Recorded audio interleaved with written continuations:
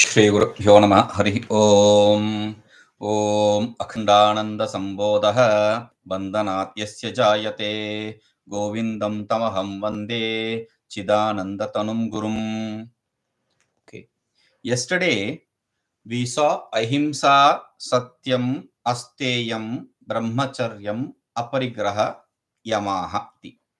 So first we'll see this shloka. Yameshu nirato yastu niyameshu cha yatnatah vekinas tasya cittaṃ prasādaṃ adhigacchati. Prasādaṃ adhigacchati. His mind gains the prasada, the peace, the tranquility, the grace. Prasada is grace. Okay. So grace, because of grace, his mind becomes tranquil. So how does it become tranquil or at peace?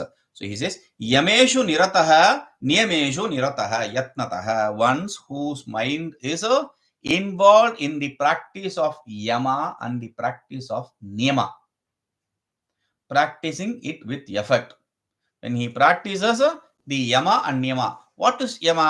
Yama is explained in Yoga Sutra as ahimsa, satyam, asteyam, brahmacharyam, aparigraham. These five are called as yama. In Nrsimhatapani Upanishad, aparigraha is accepted. Parigraha is accepted to be a defect of mind. Satya, whereas asatya is accepted to be defect of the organ of speech. And the other three, which is ahimsa, asteyam, and brahmacharyam, these are accepted to be defects of mind. Brahmacharya means abrahmacharya and asteya means teya, to steal, contrary to it. These are defects of mind. That's how he sees. He enumerates 10. He explains the satya as asatya and expands it to different things, anrita, etc. Now, without getting into those things, the simple understanding is we have very clearly established we are not sticking with the defects of mind. In all these things, ahimsa means it is not just the mental or physical issue. It is mental, verbal, and physical issue. That is how we see. If we say satya, speaking the truth, that is how we normally see it. But it is not just the verbal act. We see it as being true to ourselves in the mind and being true to ourselves in the act. Not thinking something and doing something. Hypocrisy, that is not truth. And when you say stealing, asteya, not stealing either with mind or with organ of speech or with the physical body. Physical body stealing, we know that. Mental stealing, yes, there are many things, but because that gives more thought imprints, more powerful thought imprints.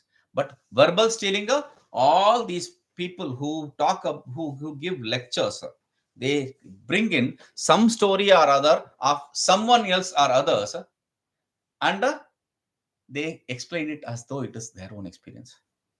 So that is a intellectual dishonesty. That becomes verbal truth. When you don't do that, that is verbal truth. Okay. So he says aparigraham. Aparigraham also not stealing. Okay. Then aparigraham means not stealing. Aparigraham means not holding on to things. We saw that. Then holding on to things means it can be physical, mental, and as well as not holding on to the verbal speech. How can that be? Not stopping yourself from saying no. That is the idea. Not stopping yourself from saying yes when it needs to be said. When you have to say yes, say yes. Don't stop yourself. When you have to say no, say no. When you don't stop yourself. That is how we have to see. Now, brahmacharyam. Brahmacharyam is a celibacy. We saw this earlier in 107, 106, etc. Okay. So that is what it is. And there, again, it is not a physical act. We will see this again later. I'll explain that again. So here, then what is this? These are 5 yamas. What are niyamas? Niyamas are also 5. Like yamas are 5, niyamas are also 5. There he says, shaucha, santosha, tapaswadhyaya, ishvara pranidhanani. Shaucha, santosha, tapaha, swadhyaya, ishvara pranidhana. Shaucha means purity. Purity is of 2 types: internal purity and external purity. Internal purity of the mind. External purity, not just of the body, of the organ of speech and of the body. We have to see it in both ways. Like we saw the yama in association with all the three, niyama also here in this, we have to associate with all the three. Internal purity, not thinking bad about anything and thinking only about good thing. That is not something we'll understand, because good, bad are relative. So simply put, whatever is conducive for our spiritual practice, thinking about that, and whatever is not conducive or obstacle for our spiritual practice, not thinking about that. That is what is a shaucha, purity, internal purity. Okay. Organ speech, again practicing the yama of not speaking lie, etc. And again conducive and non-conducive you can bring in. Physical act also, in that also purity is a keeping yourself clean, taking bath. Is taking bath important? There are good perfumes available in the market. But taking bath freshens up your body, which in turn helps you to freshen up your mind. So keeping your body healthy keeps your mind healthy. Keeping your body freshened keeps your mind freshened. So he says shaucha is also very important. Next, santosha. Santosha means happiness. How can you practice happiness? Absurd, actually. You cannot practice happiness. Happiness is not even a result. Happiness is an effect of a result. I don't understand. Yes. Let us see. What is happiness? Let us take a very simple example of the happiness gained by the objects. That is what we talk about happiness. We are not talking about the happiness of self. We are talking about happiness through the object. How do we gain the happiness through the object? We have already established time and again that we don't experience any happiness through the object, because if the object is going to give you happiness, then it should have to deliver it again and again. But no, the same object of happiness becomes a pain. You say, okay, don't disturb me, leave me alone. So how does that happiness, for the first time at least, or for the last time, sometimes the happiness with respect to the object is gained in the very first time. Sometimes that very object, when it first it is not happiness, later point of time it becomes the object of happiness itself. So that can change. The point is the happiness, how do you gain that? When you experience something, your mind becomes satisfied. When you gain that, your mind becomes satisfied. A satisfied mind stops thinking, stops becoming transformation, becoming thought function, transforming itself into thought function. There is a stop. It doesn't transform itself into thought function. There is no thought function. The mind does not transform itself into thought function. There is a silence. At that point of time, the happiness of the self gets reflected in the mind. The mind reflects that happiness of the self, the absolute bliss. So we think it is the happiness of the object.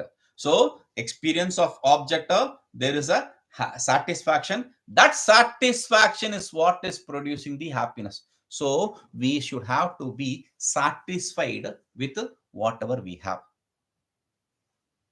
Expecting, desiring things which we don't have is cause for pain. Being satisfied with what we have becomes a cause for happiness. That is how we can practice happiness. Otherwise, happiness cannot be practiced. Happiness, practice happiness. That is not the way. You cannot keep smiling. Even smile. Okay, let us say practice happiness. After some time, you will start having pain in your cheek. Try laughing, smiling to photos when you stand with people. After a point, let me relax a little bit. Okay. Should I smile or not? Am I smiling or not? You don't even realize whether you are smiling. So he says happiness is the effect of a peaceful mind, which is a satisfied. So that is what is important. Next he says tapas. Tapas, beautiful. Tapas means penance. What is penance?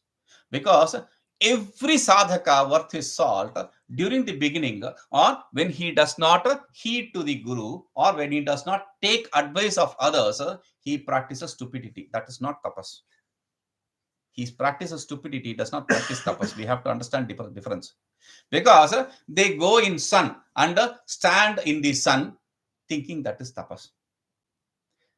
They go in cold without wearing anything, thinking that is tapas. That is not tapas, that is stupidity. So tapas means, the root word for tapas is tapas santape. Santape, samyak tape. Matlab, tapa means torment. Samyak tapa means good torment, great torment, meaning tormenting yourself. So commonly we explain it as accepting the torment, accepting the pain. That is what we commonly explain it. But the problem is that does not mean you go out of the way to experience that. No. Then how? Like I was explaining, when you practice Ekadashi and the next day also, when you practice the Pradosha Vrata, you don't get the food. You don't eat the food. Previous day, you don't get the food. Next day, you don't eat the food. And the third day, let us say, you are traveling. When you are traveling somewhere, you don't get a proper food, vegetarian food. They say this has a pork. So you cannot eat. So you should have to practice that day as upavasa, fasting day. That because of that, your mind is satisfied, because it is not going to ask for food. Please give me food, food, food. There is no food. Today is fasting day. Shut up. Over. The mind becomes satisfied and it does it with peace. And you are gaining punya for this. Not eating. You cannot anyway eat. But if you don't eat and you, oh, today I didn't get food, there is no result at least. At least now, if you say today is a fasting day, you are going to gain punya. So tapas means accepting when you cannot avoid. Practicing things, but accepting tough situations when you cannot avoid does not mean you have to go in the cold without any winter dress, winter cloth. That's not right. But when you go with insufficient winter cloth, we don't know, you thought that this, or you had only that cloth, you just wore that, still the climate is even worse than you thought, or then the dress you have, and you have to accept it. Accepting makes your mind at peace. So that is santosha, that is tapas here. Okay. Then next is a śraddhayā. Śraddhayā, beautiful word. It's a one word, śraddhayā. Not śraddhayā, one chapter. No, śraddhayā means there is a kalpanik vidhi. There is a imagined injunction in the Vedas. There is no statements as such in Vedas like this, but there is a imagine. Probably there was a Veda where this Veda Shakha, Veda branch of Veda, where this statement existed. Śraddhayā adhyetavyaḥ. Śraddhayā adhyetavyaḥ. What does that mean? One should have to study one's own branch. That is what is śraddhayā means. So based on this Vedic injunction, people study their own branch first. You should have to study your own branch first. Then if you have time and desire, you can go to study the other branches. You should not start with the other branch. First, you have to finish your.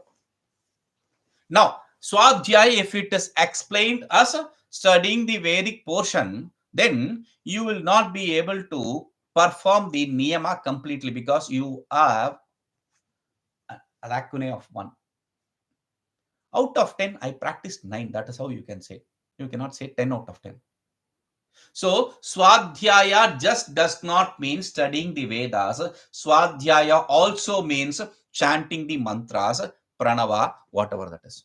If you are eligible for pranava mantra, that is chanting pranava, omkara, etc.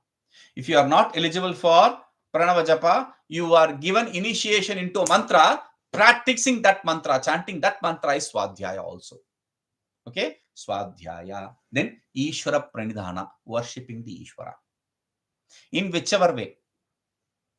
That is a Ishvara pranidhana, directly or indirectly. You may not be performing the act of puja directly, but aiding them to perform the puja. Bringing the flowers, buying the flowers, picking the flowers, cleaning the place, etc. Everything becomes a part of a Ishvara pranidhana.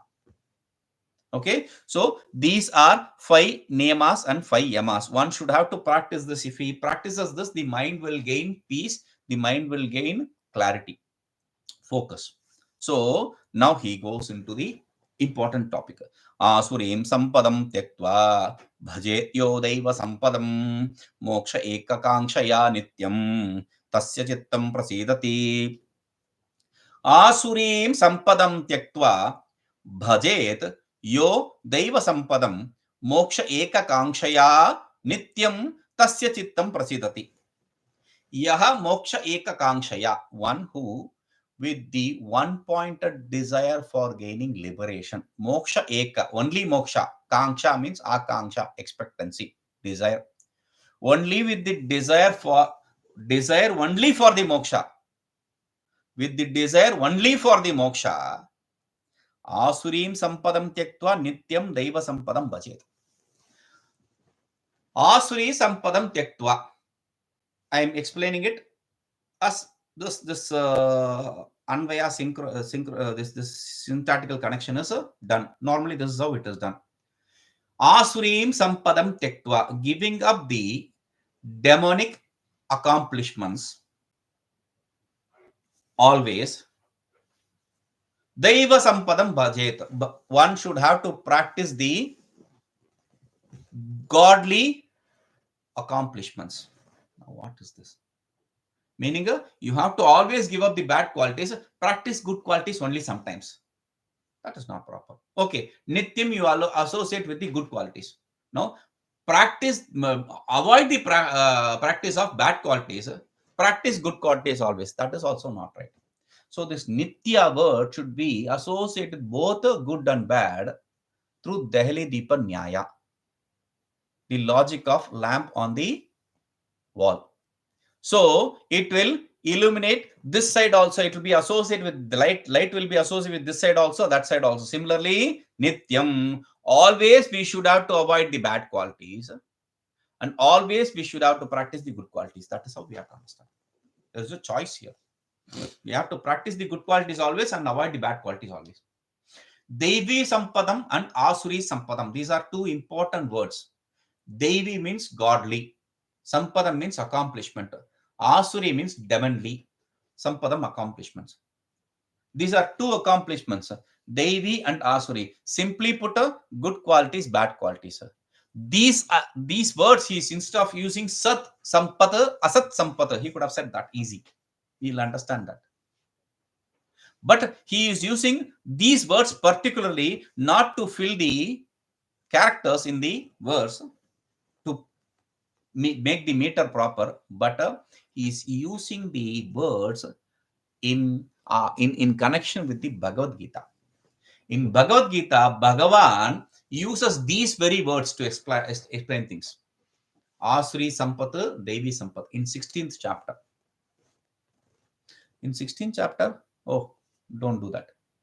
16th chapter, see, in the tradition, there is a idea. We can see in other people, in the current books also, when they are going to write something, if you want detailed explanation regarding this, go to my other book. You have to buy that book also. If you want to understand this, you have to buy that book. So that is not how the tradition does it. The tradition does it to make that, spread the word for that book.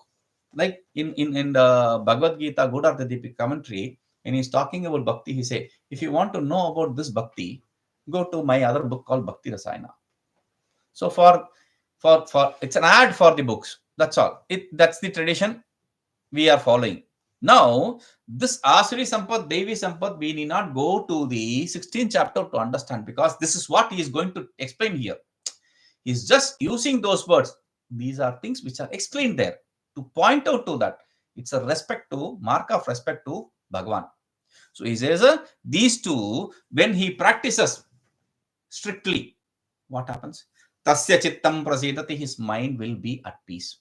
There will be grace flowing through his mind. So, okay, what is this? Now, we have to understand what is this good and bad, Asuri and Devi. Asuri and Devi, simply put, Asuri demonic, Devi godly. Asuri bad, Devi good karmas. Simple. But Asuri is something which is associated with rajas karma and tamas karma, and rajas result and tamas result. And Devi is a sattva karma and sattva result. Why? Wait. You can just say that which produces sattvic result is a Devi. That which produces a tamasic and rajasic result is a Asuri demonic. Simple. Why do you have to say karma and result? Because not always one karma produces the same kind of result. For example, japa. Japa is not a sattvic karma. It's not just a sattvic karma. Japa is a karma, but it is not just a sattvic karma. How? I am doing japa for destroying someone, a black magic. It's called as abhichara prayoga in Vedas. So, when you are doing a black magic, you are doing chanting of japa, but the same mantra, but not for your good, but for somebody's bad. You want him to be dead or hurt. So, you are practicing a sattvic kind of karma or rajasic karma, you are going to get a result of tamasic karma. Or you are practicing rajasic karma and you are going to gain a result of sattvic karma. Same japa, when you do it for purity of heart, it becomes sattvic result. It produces sattvic result. The karma is rajasic karma, but it produces sattvic result. Or if you want to gain name and fame or things in the world, then the rajasic karma japa produces rajasic result. So there is no connection between the kind of karma and the kind of result. It can be anything else. We don't care about that. So we say rajoguna, tamoguna karma, rajoguna, tamoguna results is rajasic, is asuri. Sattvic karma and sattvic results, they are Devi. Okay, now very good, Devi. So when you practice this, then the mind becomes tranquil, at peace, clarity. Okay, how do we gain that? So he is explaining. We saw this in Durvasana Pratikara Dashakam. Whatever explained that, whatever should be given up in Durvasa Pratikara, Durvasas, they are Asuri Sampad. Whatever we have to accomplish, whatever we use, whatever thought we use to negate that Durvasana, whatever Sadvasana we use to negate the Durvasana, that is a Devi Sampad. Okay, now paradravyaparadroha paranindāparastriyaḥ nālambate mano yasya tasya cittaṃ prasīdati paradravya paradroha paranindāparastriyaḥ na ālambate manah yasya tasya cittaṃ prasīdati. Paradravya, others' wealth. We saw in the asteyaṃ, yama, not stealing. Paradravya, others' wealth. Okay. Paradroha. Paradroha and paraninda. See, paradravya can be physical. Paradroha and paraninda can be something which is a mental. But the idea is not that. We have already said it can be in any which way. Paraninda, paradroha, deceit, cunningness, or ninda, talking bad about others. No. These should be avoided. Talking bad about others, talking about others should be avoided. First of all, if for a sadhaka, this is very important. Talking about others is something which is not going to produce any good result. If you have seen, whenever I talk about some great saint of past, I never talk about the time period they existed or whatever they did, whatever what they didn't do. I will not talk about that. I only talk about their viveka and vairagya. What kind of discrimination they had, what kind of dispassion they had. That is what is important for us. Whether he stayed there, he lived there, he died there, what is the point in that? It is not going to bring in anything direct. It's a place of birth, place of death, place of stay, etc. of a Mahatma is very important. It is a sacred place. It is good. That is not the point. But that will not take you to a great length.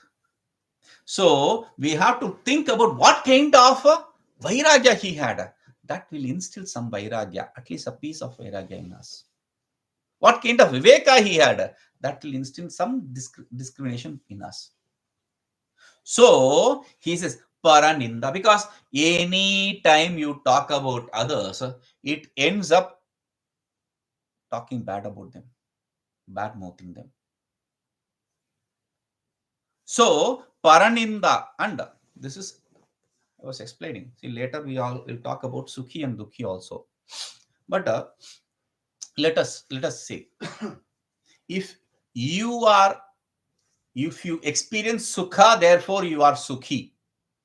If you experience happiness, therefore you are happy.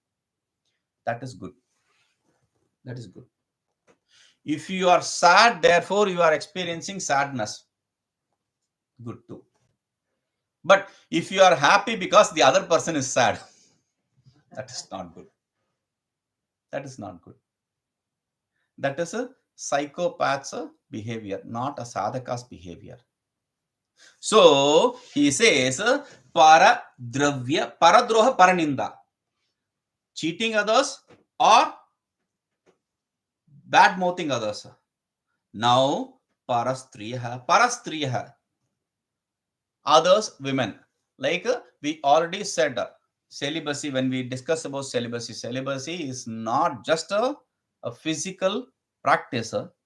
It is also a mental and vocal practice. Not thinking about others, not thinking about others, not thinking about women for men, men for men, whatever. So not thinking about or not talking in secret with them. These are all accepted in celibacy. Similarly, here also parastriyaḥ, not talking secretly also is a bad there. So yasya manah na ālambate, because you want to hide. Why do you talk secret? You want to hide something. So that is, you understand that is not something which you can speak openly, meaning you are doing something bad, you know. So he says yasya manah na ālambate, one whose mind is not involved in these things, tasya cittaṃ prasīdati, his mind is at tranquil, at peace, gains the grace. Important to gain the grace. So why? Because see, only we say Ishvara kripa, Guru kripa, Shastra kripa. We also talk about Atma kripa. The grace of Guru, the grace of Ishvara, the grace of Shastra, and the grace of Atma. Atma means the mind. When there is no grace of your mind, then the other kripas, even if they exist, you will not be able to understand that. We spoke about this at length earlier. If we are like a vessel upside down or with a hole, we will not be able to receive the grace completely. That is why he says ātmavatsarvabhūteṣu yah samatvena paśyati sukhaṃ duḥkhaṃ vivekena tasya cittaṃ prasīdati. So what should we do? When I think about others, then there is a problem. Yes, I understand. But how do I, does that mean that I should completely cut off the transaction with other people? That is impossible. We are not talking about the impossible act. What we are talking about is what you need to practice in the possible realm. So he says, ātmavatsarvabhūteṣu yaha samatvena paśyati sukhaṃ duḥkhaṃ vivekena tasya cittaṃ prasīdati. Very important. Listen carefully. Yaha vivekena sarvabhūteṣu ātmavat sukhaṃ duḥkhaṃ samatvena paśyati. One, through the discrimination, sees the happiness and sorrow in others as equivalent to themselves. Meaning, one who sees the others similar to himself or herself. How do I do that? This is a very good practice for a sadhaka, because you are practicing the superimposition of oneness of self while doing sadhana, which is impossible otherwise. How do you do that? When you see somebody, put yourself, whatever activity you are going to do with that person, put yourself in that shoes and understand what kind of result you are going to gain. If it is going to be a pain, then try to avoid that. If it is going to be a happiness, pleasure, then let them also enjoy. If we are trying to avoid the pleasure for others and try to impose the pain in others, then that is a psychopathic behavior. So we put ourselves in that shoes and say, okay, sometimes it is not advisable A, it is not possible B. It is not advisable and possible in the world. It is very difficult, because with respect to some people, you should have to put your right foot and left foot and center foot, whatever. You have to be very particular about things with them. But as a sadhaka, we should have to try to practice this, seeing the other person as yourself.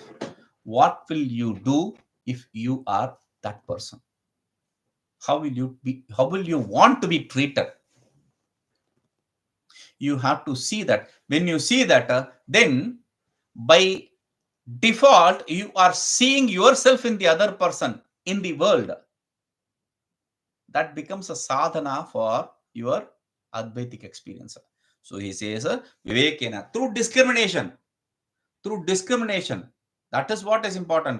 When you are talking, doing some transaction with the world, for a worldly thing where there needs to be a slap given, don't show your one cheek and other cheek. No. When you have to give a slap, you have to give a slap. There is no other choice there. But that need not be for a sadhaka. In worldly things, there are some situations. That's why I say it is neither advisable nor practical. So there is these situations. Take care of those situations. Don't carry forward that idea by bringing the previous shloka, paraninda, etc. Paradrohaparanindāparastriyaḥ, if you are going to bring deceit and cunningness and your bad mouthing others, when you are going to bring in, now you become not a sadhaka. So practice what a sadhaka should do. Put them in your shoes and put yourself in their shoes and see how you can relate with them. Now, that is when you practice that, tasya cittaṃ prasīdati, his mind becomes pure, focused, gains grace. atyantaṃ śraddhayā bhaktya gurumīśvaramātmani yo bhajatyaniśaṃ kṣāntasya tasya cittaṃ prasīdati. atyantaṃ śraddhayā bhaktya gurumīśvaramātmani yo bhajatyaniśaṃ kṣāntasya tasya cittaṃ prasīdati. Yaha kṣāntasya, one who is with kṣama, forbearance, one who has this practice of tolerance. So he anisham atyantam śraddhayā bhaktya, always with shraddha and bhakti, ātmani gurumīśvaram bhajati. In the self, he worships the Guru and Ishvara. In the self means Atma here does not mean in the self. In the mind, he worships Guru and Ishvara. One who always worships Guru and Ishvara in his mind with Shraddha and Bhakti. Shraddha and Bhakti. What is that? Shraddha means we keep repeating. Shraddha is not faith, not trust, because they can be broken. Shraddha means surrender. If you have surrender, naturally there will be devotion. Okay. Bhakti. Bhakti means ātmanusandhāna bhaktiritya bhajyate, meditating on the self, or meditating the Ishvara as not different from oneself. That is the supreme bhakti. Bhagavan himself declares. Meditating as Ishvara as not different from oneself. Not I belong to Ishvara, Ishvara belongs to me, but I am Ishvara. With that non-duality, when he is going to meditate on the Ishvara, or Ishvara is me, whichever way you want to see. So when he sees that, that is what is Shraddha, surrender. He surrender himself to the oneness. Now, why do you have to say śraddhayā bhaktya, with surrender and as well as devotion? Because in Taittiriya Upanishad there is a statement, śraddhayā deyam, aśraddhayā deyam, aśraddhayā deyam. That is how they sing. They chant this Ved part. Śraddhayā deyam. Deyam means to give. You should have to give with shraddha, faith. Their faith. Aśraddhayā deyam. Without shraddha, without faith, you should not give. Deyam, not give. That is what? That is how it is generally interpreted. But some commentators, they take this second word, they break it as aśraddhayā deyam instead of aśraddhayā adeyam. Meaning, even without faith, you should have to give. What? Yes, whether you have faith or you don't have faith, when this karma of giving is prescribed in the Vedas, you have to do that. Okay. It's like in the North India, when you see in the North India, when you go to the temple, okay, they have the right free hand, so they do that. In North India, something like that they do. But if they have a cell phone in the right hand, they are talking and they see a temple, what do? No. Immediately with left hand they do. They touch their ears, left hand, not right hand. Now, is that a proper way? Drapta. Is it proper way? No. You have to always remember right, only right. But people do it.